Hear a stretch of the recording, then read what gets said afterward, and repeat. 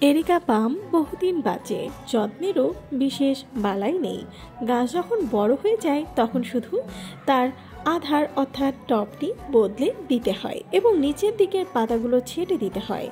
Areca পামের বড় বড় সবুজ পাতার স্নিগ্ধ পরশ গরমের ক্লান্তিকে ম্লান করে, আর এই গাছের বৃদ্ধি গ্রীষ্মকালে সব থেকে ভালো হয়। এরিকা পাম সপ্তাহে 1 দিন বা 2 দিন রোদে দিলেই যথেষ্ট, বাকি 6 দিন ঘরেই রাখা যায়। সবচেয়ে ভালো হয় যদি রোজ বা 1 দিন অন্তর পাতাগুলো জল স্প্রে করে ধুয়ে বা মুছে দেওয়া যায়। গাছের গোড়াও অল্প জল দিয়ে ভিজিয়ে দেবেন। গাছের শেপ ঠিক রাখার জন্য পাতা ছেটে দিন।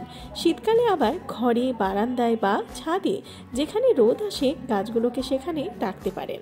এরিকা পাম খুব পুরনো হলে গাছের নিচে বাল্বের মতো একটা অংশ বেরোয়, তখন সেই অংশটি ছেটে অন্য একটা টবে বসালে নতুন গাছ জন্মাবে। এই গাছে খোল বা সার দেওয়ার প্রয়োজন নেই, তবে চাইলে হালকা খোলের পানি ছড়িয়ে দিতে পারেন।